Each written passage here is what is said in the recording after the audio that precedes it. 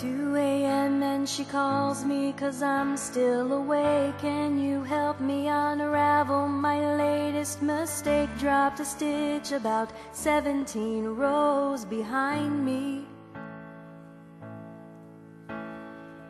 There's no way I can pick it up from where I am. This is so frustrating. Hello, and welcome to episode 2 of the Sittin and Knittin podcast. I am your host, Dianna. You can find me as His Handmaid on Ravelry and Plurk. You can find me as His Handmaid 1 on Twitter, and you can find me as His Handmaid H on Google+. Today on our agenda, we have some housekeeping, in my hands, out of my hands, acquisitions, Goody Bag, on my Ipod, Court of Justice, Jurnie's Journey, Wow, Knitting Circle, and Let's Share. So let's get started.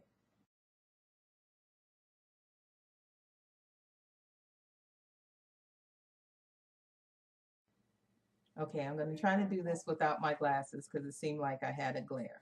But first of all, I would like to say thank you to everyone who has contacted me, either on Plurk or through private message, comments on the blog.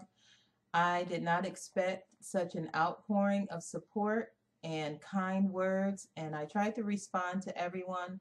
I appreciate it so much. I would like to thank all the podcasters who mentioned my podcast on your podcast. Thank you very much for doing that. I'm still pretty shy about doing the podcast, so I haven't done a lot of advertising. I just want to say thank you for supporting me and the girls, and for being so kind, for your helpful tips and kind words. As far as housekeeping is concerned, I want to say that we are now on iTunes. I know I said I didn't know if we would do that yet or not. It depended on if we continued the podcast, but I know it's easier for some viewers to watch through iTunes. So we are now on iTunes. You can find us as Sittin and Knittin Podcast on iTunes. We have a Ravelry group, and it's a little lonely over there. We do have 5 members, but if you would like to come and just comment on the episode or whatever it is you want to do, if you would like to join the group, it is the Sittin and Knittin Podcast group on Ravelry. Show notes will be on the blog, and I'll link to the blog from Ravelry. I think that'll be a little easier than me putting show notes on the blog and putting it on Ravelry. I'm not sure if everyone who watches the podcast is a member on Ravelry, and so I just wanted to be able to have access for everyone. We've added some segments and we've taken away some segments. We were just kind of getting our sea legs last time, and so just trying to keep with a good atmosphere for the podcast, I have decided not to do podcast review. I will say what's on my iPod, and that is where I will give a shout out to a podcast that I am listening to or that I am watching, but I don't want to call it a podcast review. I don't want anyone to think that I am reviewing podcasts. So, and then there's a couple other segments that we've renamed, and so we'll just get to those as we reach them. So now let's get to the knitting.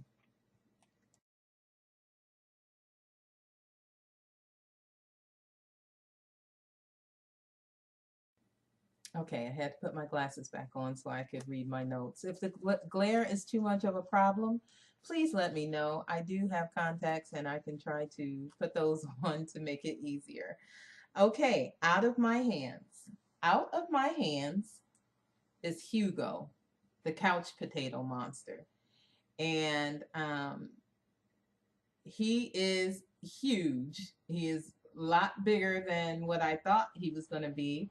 I didn't realize he was bigger, and I happened to be able to be on a virtual knit night last week. And I believe it's Megan from the Stockinette Stitch Zombies told me, hey, that Hugo looks pretty huge. And I realized then that he was going to be big. But Silas loves him very, very much. And I wanted to say that I knit him out of 3 balls, 3 skeins of Patton's Classic Wool in the bright red. This is Hugo, the couch potato monster, and it's a Rebecca Danger pattern out of her big book of knitted monsters. I used a US 9 5.5 millimeters. And Silas, I made him for my 8-year-old, and he really loves them. Now that I'm looking at him on the camera, it looks like his belly button is a little off center. I wanted to say about knitting him, I don't really like how the decreases turned out. The way they had me do the decreases, one ends up right here. You can see a decrease line right here and a decrease line here. I think I would have rather just had both of the decrease lines here. So if I do him again, and it looks like I will be doing him again, I will probably change how the decreases are done or where they are done. Also, I would like to say that putting on his mouth is not for the faint at heart. This is my first monster, and trying to get his teeth right, it took me a long, long time. This is still not how I wanted it. I wanted his teeth a little more jagged like it is in the book.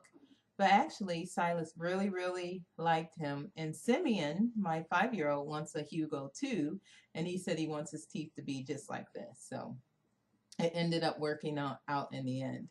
I didn't really have trouble sewing on his arms, but after I sewed them on, I noticed in the book that I think that she pinches them together, closes up the hole, and then sews them together.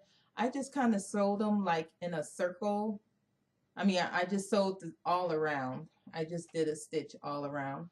I kind of like it like that. It doesn't bother me. I don't know. I think it was easier than trying to pinch it and fold it together, and I think it looks nicer. So this is Hugo. He's already been well used. When I first got him done, I kind of set him up on my desk and told Silas, Isaiah is my oldest. I told Silas, I said, now you can't touch him until Mama shows him on the podcast, or don't get him dirty. Well, Silas loved him so much. He's been playing with him. He's been sleeping with him. So Hugo already looks used. Before the podcast, Hugo had to get his face washed because he had something here. So he is used and very much loved. I would knit this pattern again because my 5-year-old has put in an order for a Hugo. He wants a multicolored Hugo. And so I will probably knit Hugo again. And let's see, was there anything? I used 18 millimeter eyes. That was another thing I'm glad on virtual knit night that I learned from Megan. She said, what size eyes will you get? And I thought my eyes were big enough, but the 15 millimeter were not big enough. So I did go and get 18 millimeter eyes. I think that is all my notes on him. He took about 630 yards of yarn. And there you go. So that's Hugo. I have another finished object, or a half finished object, a hoe, as the stockinette stitch zombies call. And it is this ankle length sock. I call it my second time around sock, and it's just a regular ankle length stockinette stitch sock. I did the Fleego heel. I am using Blue Moon Fiber Art Socks That Rock in a lightweight, and this is the incredible shrinking violet colorway. I knitted on US 1 2.25 millimeters. I did the cuff for 7 rounds, and then I did 7 rounds of stockinette stitch, and I started on the heel.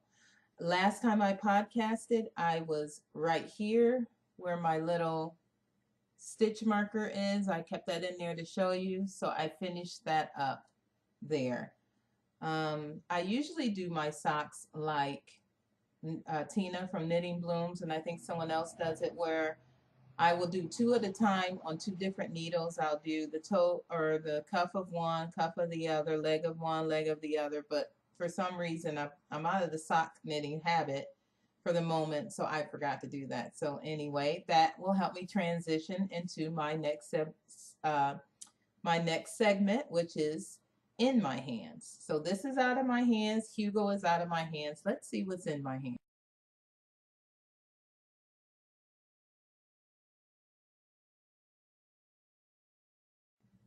In my hands is the second sock, and I started this while my son was at swimming lessons. I already have the cuff done. I have the 7 rounds of stockinette stitch, and I've started on the heel.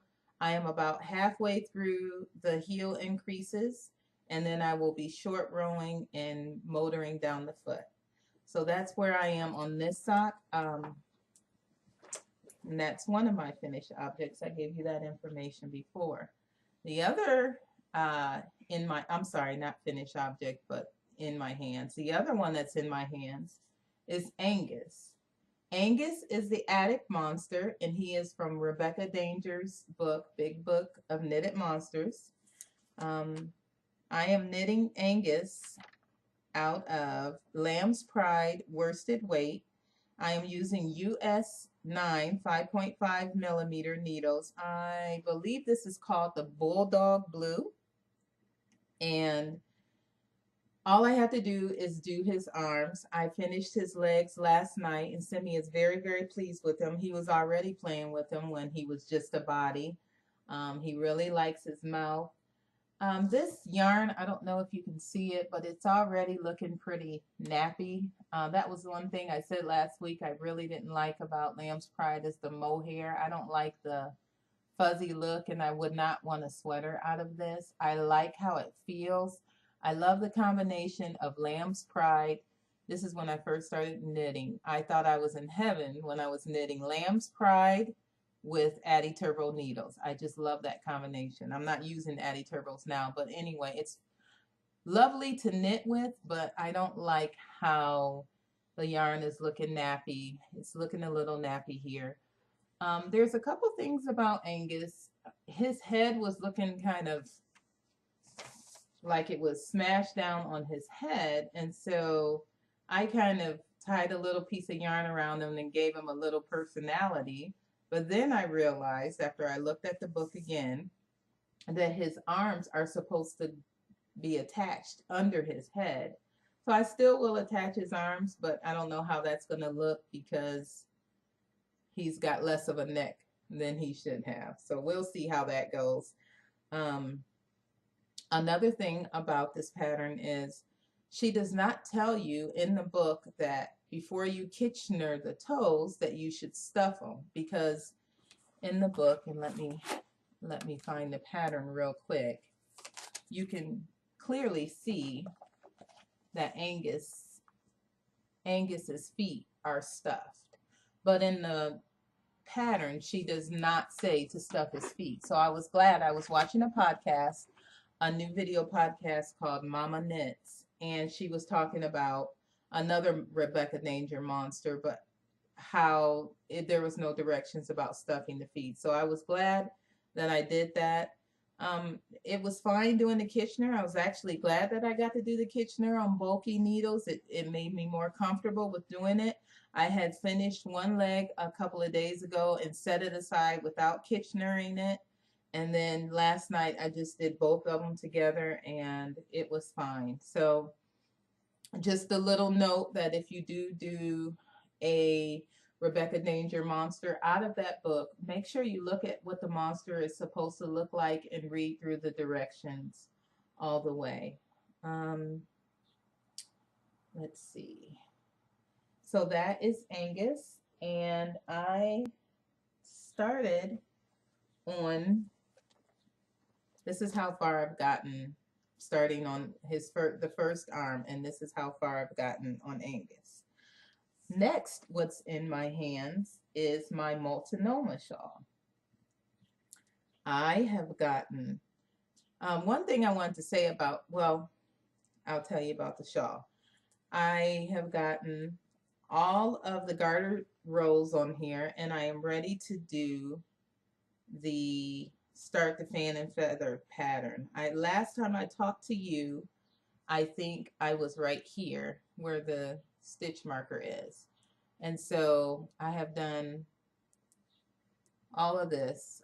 It was quite a few rows. Um,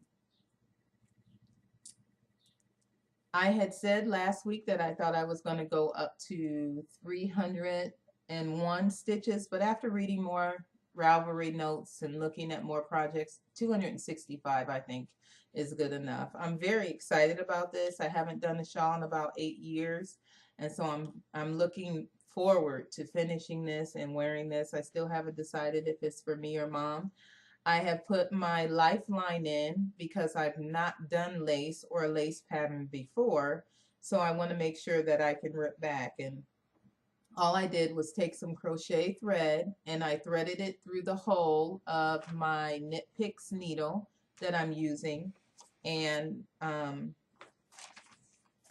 then I just knit the row normally. And when I got through, there was my lifeline. I just kind of weaved it in a little bit to keep it out of my way. If you have any tips of keeping that out of my way, I didn't know what to do with this extra. I would appreciate that. Knitting the multinoma out of my wool mice is pure 100%. I can't pronounce the name of the colorway, but I am using a US5 3.75 millimeter. So I'm really enjoying this.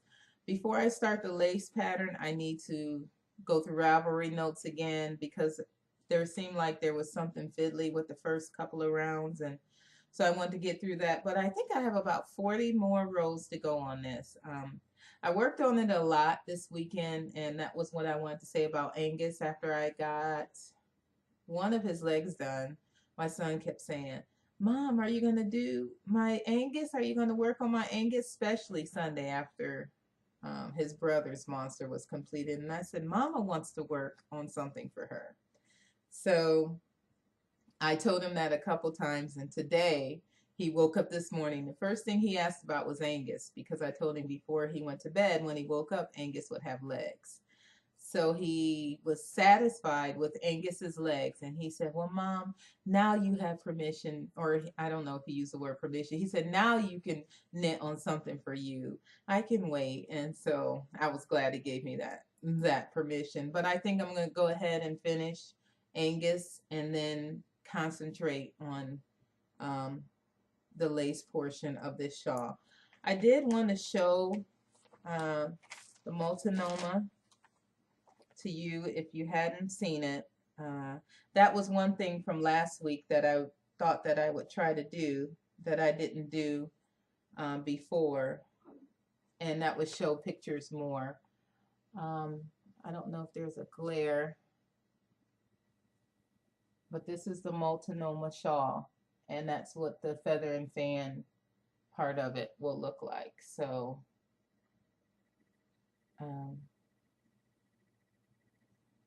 and this pattern is by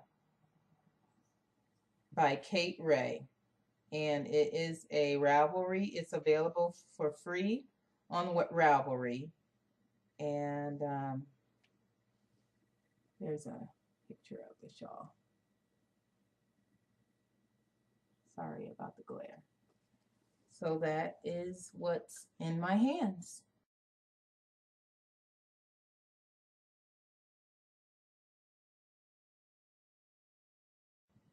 A little twist. I don't know if you noticed in the last episode, but I didn't talk about spinning. I don't own a wheel. I don't know how to spin, but I have been attempting to learn, and the attempts have been pretty pitiful. First of all, I wanted to show you what kind of fiber I am using. I was gifted this fiber from a dear person on Ravelry last year, and I can't remember her name. I tried to look for that information. I don't even know what kind of fiber this is. I don't know the difference between roving or top or what the other kinds are called. It came from Jacob's Farm, and I will link that in the show notes. It's Zaza Claus and Sons, and it just says it's Beatrice, and it's 2.2 ounces. And so she gifted this fiber to me. She also gifted to me a shawl that she had made, that she hand spun um, the yarn and gifted this prayer shawl for me after the death of Araya last year. So I really appreciated that. And she sent the girls and I spindles. She sent um, this, which I believe is a Top Whirl spindle, and she sent 2 CD spindles. And so I've been attempting to try to spindle. Here are some pieces of what I've attempted. It's mostly come out as twisted knots, and I've looked online. I know Abby Frankenmont, I think that's her name, has a video online, and I'm just really not getting the concept. I am going to order another spindle and a bottom whirl, because I heard those were easier to start working with. So we'll see how it goes. I would like to get a wheel.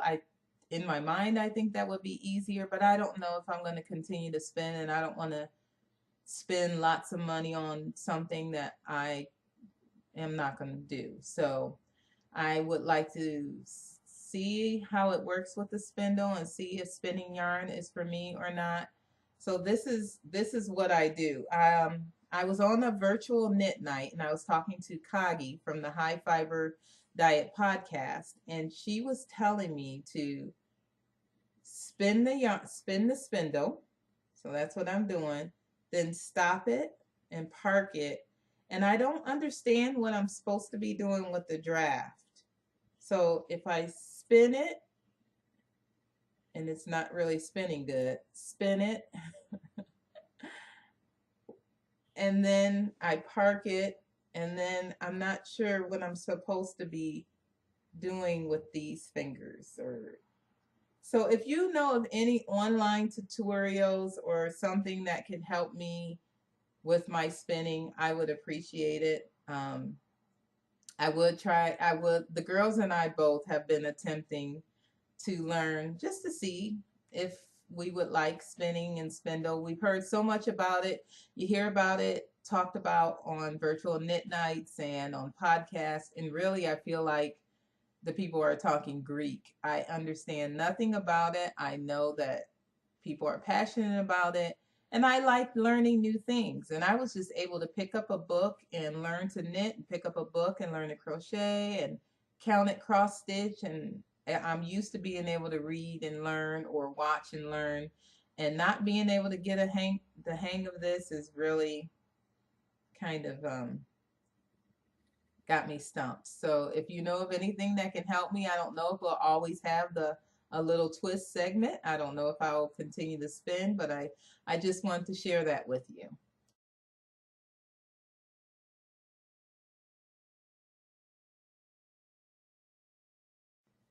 Aspirations. In aspirations, I'll talk about what I would like to start on next, or something in my queue. Last week, I had talked about starting socks with Knit Picks Felici in the Caprica colorway. And I was not sure what I was going to do with this and what kind of socks I was going to do. And I'm still not sure. I have been thinking about and planning this project all week, thinking I'm ready to start more socks, and what am I going to do? Am I going to do them top down? Am I going to do them toe up? Am I going to do stockinette stitch socks? Am I going to do a pattern? And I mean, I think about it a lot. And so there are a couple of new ideas that I have. One was, I thought about doing just a stockinette stitch sock with an afterthought heel. But, oh, that was one thing I wanted to say about heel, or about toes. I don't like the toe. You really can't tell on the sock blocker, but on a flat toe, let's see if I can put this on, like, maybe when you have the socks on, I don't think I can get it on. I don't like how the toe looks I don't like this on the toe. I don't like that. Um, I would rather have a round toe, and I've thought about a round toe at different times, and then I thought I wasn't really a sock knitter if I didn't have a top down Kitchener toe. But it's not my Kitchener stitch is not that lovely on here, but that's not what I'm talking about. I just don't like when you have the socks on. I don't like the look of that toe. I would like a round toe. So anyway, that was one of my hesitations about an afterthought heel. And then I happened to be watching a new to me podcast called Knit Nerd Girls. And one of the hosts on there, her name is Geek Knittix. She did some socks for her toddler, and she used the hat heel socks from Knitty. See if you can see those. And it is actually a round heel. And she did it as an afterthought heel. This pattern here has a very interesting construction. I don't think I would want to do this particular pattern. It has you kind of do like a hat, start off at the top and then make two triangular flaps on it. And then from one end you knit your foot, and from the other end you can knit your cuff. Looking at some of the patterns in Ravelry, I didn't like the way that the pattern went. I just didn't like how it looked. And plus, it just took out the tube knitting enjoyment of knitting socks. So I don't want to do that. But I did like the thought of doing this as an afterthought. And Geek Knittix said that she was going to post her mods on her Ravelry page. I will try to link to her in the show notes. And so that was one way. I was pretty excited about that. So that was one way I was thinking of knitting these socks. I also was thinking, though, that something that caught my eye was the seated rib socks by Lisa Beamer. And this is a sock pattern that I thought was a good way to use self-striping yarn. It wouldn't be too complicated, and that might be a way to go. I love ribbed socks, but I need some vanilla socks. So at the same time, I don't know if I'm going to do that. But that was something else that I had in mind. So it's either the vanilla socks or the seated rib socks. And so I really am ready to start this. Planning the project consumes me almost as much as if I'm knitting it. And I was thinking about that a lot. So that is something that I wanted to do. Also, I wanted to start a sweater for myself. And I've been wanting to do a sweater for a long time. I've never done a sweater for me. I've done lots of sweaters, but they've been baby sweaters. And so I had some yarn in my stash, and I went through patterns and things like that. I would personally like to do a DK weight or a sock weight sweater, because I don't really want to do a worsted or above, because I just didn't want a bulky looking sweater. I think it's more flattering sweaters at a smaller gauge with a thinner yarn. So that is what I wanted to do, but I kind of had to work with what's in my stash. And I have Barocco Vintage. I purchased this in the Mochi colorway, and I was going to make the Rocky Coast cardigan. I had gotten on the bandwagon back when that first came out, and I was going to do that. I believe I swatched for it and really didn't like how it looked, the bulkiness of it. I wasn't feeling it. I really think it's a wonderful pattern, but I would like to knit it at a smaller gauge. So then I thought I would do the, it's a very popular hooded cable zip-up sweater. I'm sorry, I can't think of the name of it. So I had started that, and then those cables weren't as crossed as the Rocky Coast cardigan. I'm going to find that one and I'm going to link to it in the show notes. But then I'll try to. And then I changed my mind on that because I wasn't feeling it anymore. I love cables, but after I got through the ribbing, I just frogged it and I was not feeling that. So now I have in my mind that I want to do the February lady sweater. Um, I've liked how it looks. I've looked at it for a long time and I've thought about doing it and I'm ready to cast on.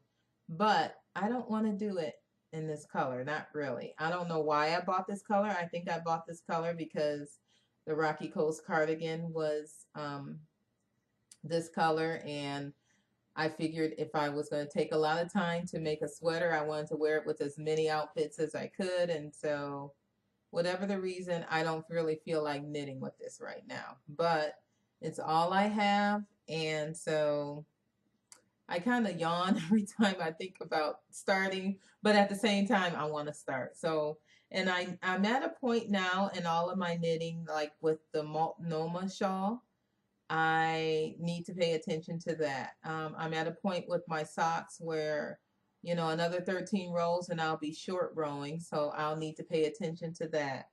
What else do I have on the needles? Angus, I really don't need to pay attention to him, but when I need a break for my hands, I would like to either start on the socks or I would like to start on the February lady sweater. So I would like to do that, and I have it all ready, all bagged up. I swatched for it, have my needles, and I even have a Ravelry page started for it.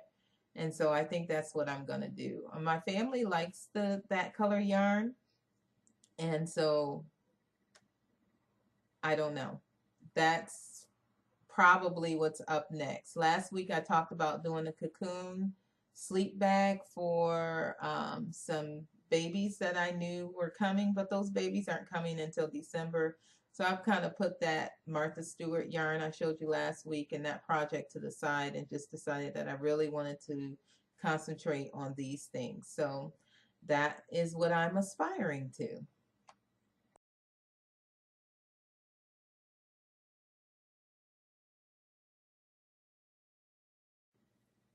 Goodie bag. In my goodie bag, I will be talking about purchases or any kind of stash acquisition that I have. And this week, I don't have too much. I did go to Joann's and needed to get another skein of the Patton's Classic Wool for the Hugo Monster. So I had a 50% off coupon on that. So that $7 skein of 220 yards of yarn I got for $3.50. And I also purchased the 18 millimeter eyes for that. And then I was gifted a pattern by a dear friend on Ravelry. Her name is Mavie. I hope that's how you pronounce it. Maevie. Thank you very much. She just surprised me and gifted me with the Borders Log Cabin Blanket by Kelly K Knits. And I love log cabin, and I was wanting to really quilt a log cabin quilt. I just love, love, love log cabin quilts. And so this is a baby quilt, and I'm going to purchase the yarns yet. I have some color ideas in mind, but I think I'm going to make it larger than a baby quilt. And I thank you very much, Maybe, for that gift. So that's what's in the goodie bag this week.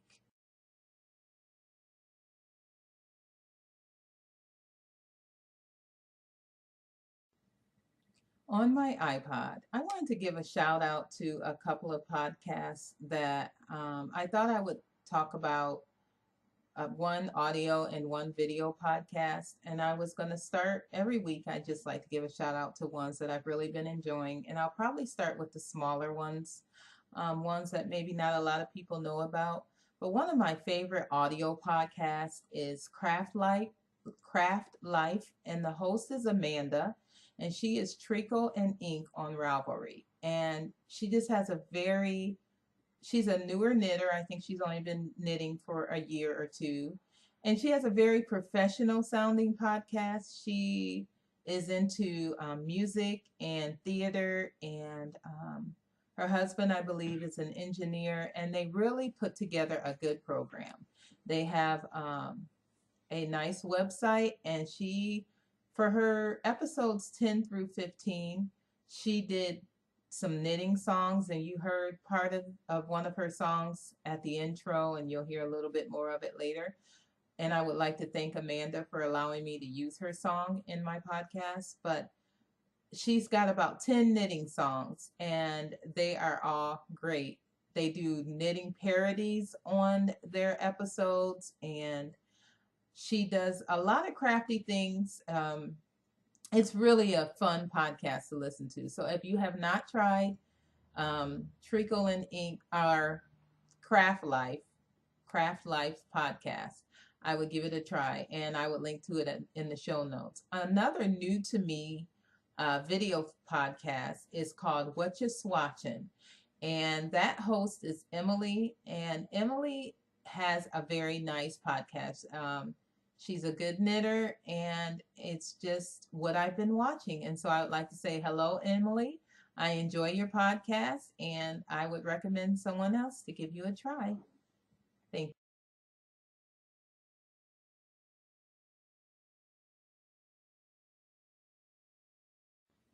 Hi, and welcome back to Justice Court.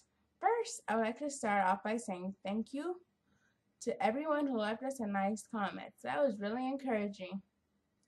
I would also like to say a special thanks to Miss Knit, who has also encouraged me to keep knitting.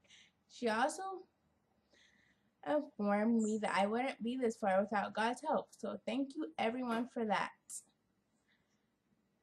I think that's it for the thank yous. So thank you. Let's go to. Hi. So what I'm working on in my knitting. Right now I'm trying to make a toy for myself from the Knit a Square and Make a Toy book.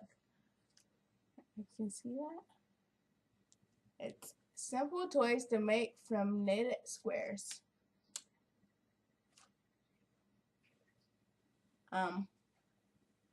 I'm not sure who this book is by, but we had it for a long time, and right now I am trying to work on the mermaid. You see her? So this is if I get her done, this will be the first toy I've ever made. So I'm really hoping to get her done by next week because I'm pretty far on her. And so this is how much I've gotten done so far.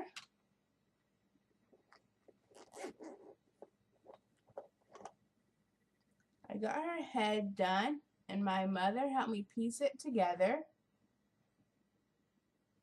See that? Yep. So I'm waiting to finish her body before I stuff her head. And here I got the one side of the upper part of her body done.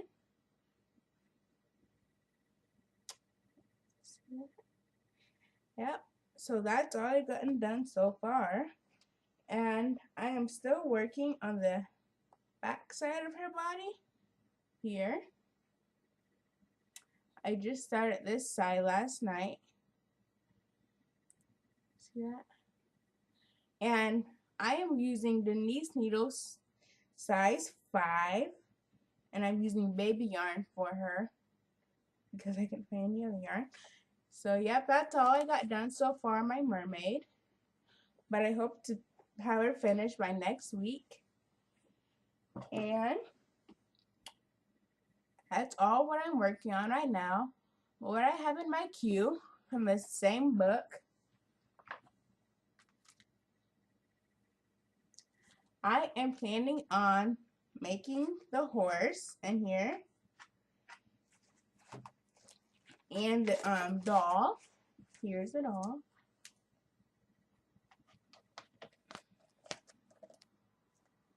I'm planning on making the doll after I finish the mermaid.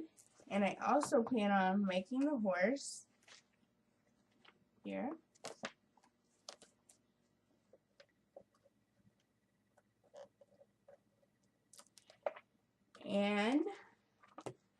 my brothers want me to make them the camel, so I think I'll do that for them. Here's the camel. Yep, so that's what's in my queue. And that's all that I plan on working on right as far as now. Oh, and I also did a little bit of dyeing here. We dyed it with Kool-Aid.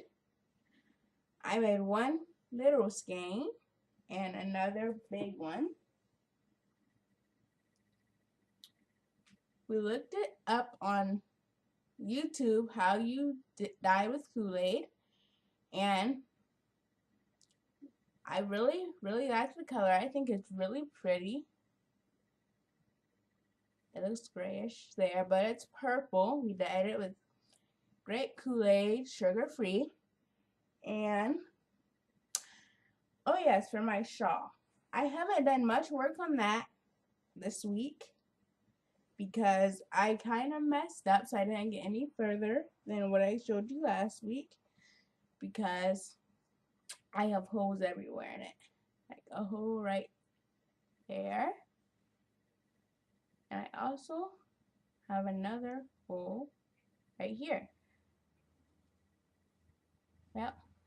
And so I was going to ask you if for any suggestions, because I was thinking of ripping it out or just to continue knitting it and then mend it together after I was finished.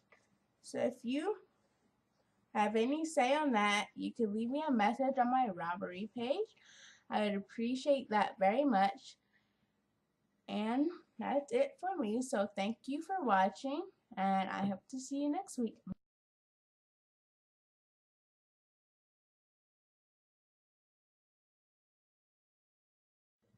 Hello, and welcome to Jurnie's Journey part of the podcast. I'm Jurnie, and I want to say thank you everybody for the nice compliments that you all gave us all, and thank you for watching the podcast. And I want to say it was very encouraging getting all the comments and posts and everything, so I want to say thank you for that. We're going to first start off with what have I been working on. And this is the Goodbve bag that you saw last week, and I was only finished a splash of color. So you can tell, I'm sorry that it's wrinkled. It was been in my knitting bag because it's hibernating. And it's hibernating because I ran out of yarn. As you can see, I decided to leave the splash of purple right there, which I think is really nice and looks very pretty. Yeah, so we ran out of yarn, so we're gonna go get some more yarn. So I said, well, we can just get light yarn and put another splash at the top and make the top of it that color. So my birthday is on the 20th of June. So I want to get this finished by then, maybe, hopefully. So I want to get that done. Then my next thing I'm working on is the sock by Aaron Case, Cably Goodness Toe Up Top Down Sock. I'm doing it toe up. It's my first real sock I have ever done. If you look on my Ravelry page, it says I did a sock, but that was a sock that me and my sister made up, and it didn't have a heel or anything. So this is my first real sock, and I'm doing it in Bamboo and U yarn. And so it has 262 yards, 240 meters, and 60 grams. So that's really pretty shade of purple. And also what I'm working on is this. It's a doll, and I'm making her to match me, see? And I'm making her for my mom. But every good girl needs a horse. So I'm going to make a horse for her. But first off, I want to show you what the doll's gonna look like. It's supposed to look like. She is done out of the Knit a Square, Make a Toy book. I won this at a knitting shop we used to go to. And I won this book. So there is it all. And she is going to be very cute. The only thing I do not like about her is the back of her head is going to look like. So the mermaid has a very nice back of her head. She has hair on it, or back of her head. So I am going to try, I think, probably for my first doll I won't, but I think I'm going to try to make the back of her head look like the mermaid's head, because the back of her head is not very, very pretty, I guess. And so the next thing I want to work on is, like I said, every good girl needs a horse. So I'm going to make her a horse. And this is a cute little horse, brown horse. Yep. And I'm going to make him. And he is supposed to turn out to 13.5 inches. And the only problem is she is going to be 18 inches. So I'm going to try to figure out some way to make her bigger. And my brother wants a monkey. So I'm going to try to make him a monkey. Then I want to make this really cute toy for me. And I think it's so adorable. It's a koala. He is just so cuddly looking. And so I'm going to make him. And the other thing on my queue I don't have right now is a Hugo. And I like how the one my mom turned out was. And it was very big. And I want to make me one like that. So, I'm going to try to get one of those done, but I'm going to make him very huge, and I'm going to use 10 strands of yarn. This week, we dyed this with Kool-Aid. It was white yarn my mom got from somewhere. Turned out very pretty. There you go. So, yes, this is what we used this week. And, yeah, so this one is for my mother. I'm making for my mother. And this one, I made for me. And there is, and for the doll, there's another way you can make her. Not make her, but I'm working on her stomach now. I'm working on her belly part of her. And I'm going to make her dress green, very pretty green in the baby yarn. And there's a lot of ways you can knit garter stitch. One, you can knit it like this. Or you can put one leg and knit it. So, that's a few ways you can knit boring garter stitch and make it fun. Or you can knit it like this, you can knit it like this, you can knit it like this. With your eyes closed. But there's a few ways you can make garter stitch to make it fun. Bye.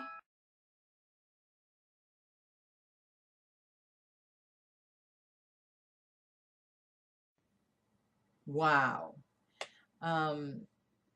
For my favorite things section, we will call it wow, some of the things that I really just find very nice. And so this week I wanted to talk about, I probably won't not do too many segments on what I'm watching and what I'm reading, because like I said before, I haven't been reading very much on my Kindle, and I don't watch a lot but podcasts. So but there is a website, there's an email that I get to my mailbox every morning, and I look for that email, and it is from Free Kindle Books eReader.com, and I will link to that in the show notes. And if you subscribe, they email you every morning with daily free books that you can get on your Kindle. And I always find maybe one or two. Sometimes I don't find any.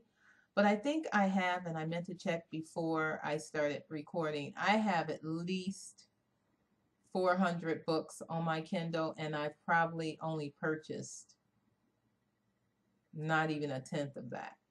And so I've downloaded them for free, these books that are free are usually only free for a day. So I like to get that email every day and look at it and read through it and pick out the books that I want, read through the descriptions and the reviews and things, because if I leave it set and go the next day, they're usually not free anymore. There's also one for children that I get every day, or for young people. It's called the Pixel and Ink Young Edition, and they have young adults or from children on up to about, I say 18 or so.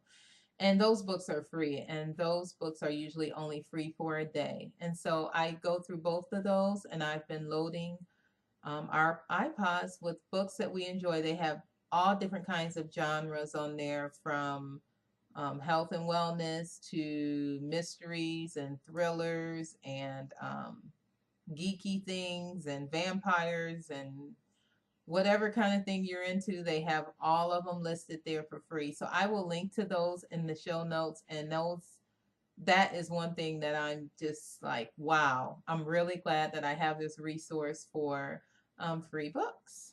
So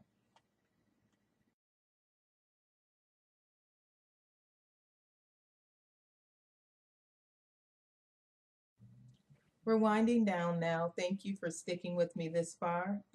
This is Knitting Circle, what I'll call Knitting Circle, and this is the time where we can just kind of sit and chat. And I would like for you to respond either through private messages or on the Ravelry board. And I wanted to talk a little bit about knitting and what knitting means to me. In the beginning, I talked about how I learned to knit and how it helps to keep me sane. Knitting is kind of a getaway for me when life gets busy and the house gets busy. But the more I think about it, the more I think knitting is way more than that to me. It's a way of self-expression. When I first started knitting, I would knit lots of gifts. I knit lots and lots of baby sweaters and gifted those away. I would knit lots of charity hats and socks and gift those away locally or send those away. And this was before Ravelry. This was, I would get connected through charities from the Knit List or other Yahoo groups. And but it was a way when I would give knitting away either to a charity or to friends, it was an expression of my love, not only an expression like an art form, but an expression of affection. When I give a knitted gift, it's an expression of affection. And also, I thought about how when I first started knitting and people would say to me, "Oh, you knit, I don't have time to knit." And they would act like I was wasting my time or that I should be doing something else. And I kind of would think to myself, well, we all make time for what we want to make time for. But those type of comments used to bother me a little bit, but I've come to the point now where I don't feel like I need to validate my expression. Even if knitting was my hobby, I wouldn't have to validate it. But I feel like it's more than a hobby, it's more of a way of expression. So I kind of wanted to hear from you all what knitting means to you. Another thing that I thought about my knitting is when my daughter Araya passed away in January, I put down my needles and I'm not sure why. And I was trying to understand it because for so long knitting was a source of comfort for me, a stress reliever and things like that. And I would ask myself at this biggest, most stressful, the most terrible time of my life, I did not want to pick up my needles. I didn't. I would look through books, I would look through magazines, I would watch podcasts, I would look through patterns, but there was just something I could not pick up my needles. And I'm not really sure what that was about. And so that was in January. And in June, my daughter Justice was diagnosed with a brain tumor. Um, they found a brain tumor in the back of her head on between her brainstem and her cerebellum, and she had to have surgery within a month, and they wanted to remove that, and they thought she would either be paralyzed on one side or she may lose the ability to speak. And so that was a stressful time for us. And while we were in the hospital, we had been there about 10 days, and it was August, and my birthday had come, and I had gotten lots of cards and, monetary gifts and things. And I'm not sure what it was that hit me. I don't know if it was the boredom of being in the hospital. I was cross stitching. I did a lot of cross stitching and embroidery during this time I wasn't knitting. I just couldn't pick up my knitting. And I just threw down my embroidery. I looked up online yarn shops I'd never been to. We were in Cincinnati at the Cincinnati Children's Hospital, and Justice was in therapy, and I ran out of that hospital room and I went on a yarn crawl. And I mean, I enjoyed myself buying yarn, buying needles, buying tools, and I came home or came back to the hospital, and I think I cast on 2 or 3 different pairs of socks. Now, those socks never got completed, but I came alive again as far as my knitting. And so it was kind of like it was a bump on the, I don't know, a jolt that stopped my knitting, and then another jolt that started it again. So I would like to hear from you, either through private message or in the Ravelry group under this week's episode 2 show notes, if you could just share what knitting means to you. And if you could just share, is knitting your hobby? Is knitting a passion, and why? I really still don't understand it all. I just know that I enjoy it. I enjoy the feel of the yarn. I enjoy producing things, and it just depends on my mood whether I want to knit socks, something lightweight, or whether I want to knit just what I want to knit. Socks or toy, or I've just started knitting toys, or a baby sweater, or a blanket, or whatever it is. Just different moods warrant different feelings of yarn and different types of needles. And I think I've been thinking about this a little bit since last week, because I knew I was going to talk about it. So I can't explain it all. It's hard to put into words, but I would like to hear from you. And I decided that I wanted to share with knitters. And so every month we're going to do what I'll call Let's Share. And I'll open up a thread, and it'll be Let's Share, and I'll have a month on there. And we'll have a topic that that we can talk about, one post per person. And at the end of the month, or the end of the time frame, I'll do a random number generator, and I would like to gift a pattern to my viewers, a pattern of $7 or under that can be downloaded on Ravelry. I think pattern gifting would be easier and more convenient for me, and that will be easier for me to be able to gift if we have viewers overseas or anything like that. So for this month's June Let's Share, I would like for you to just share with me what knitting means to you. If you could just put that in the Ravelry group, and then I think I will close that thread on the 23rd of June, and we can go from there. I look forward to hearing from you. Also, one thing that I forgot to say in the housekeeping section of the podcast is I think I'm going to podcast every 10 days. I was trying to decide whether I was going to podcast weekly, which I think may be a little bit too often, because I'm not going to always have a lot done every week. And then 2 weeks just seems too long for us to be apart. So I thought every 10 days. My husband thought, well, then they won't have a certain day that they can expect the podcast. It'll change every week. But I'm thinking 3 times a month would be good. If you think that won't work, or if you have a problem with that, let me know. But I'm kind of thinking that's what I'll do. So thank you so much for coming to sit and knit with me, and enjoy the rest of your day. I feel I should just slam it down on the table and walk away madly, 'cause my stitches don't count up and I missed a cable. This yarn's not the size that it says on the label. Now I can't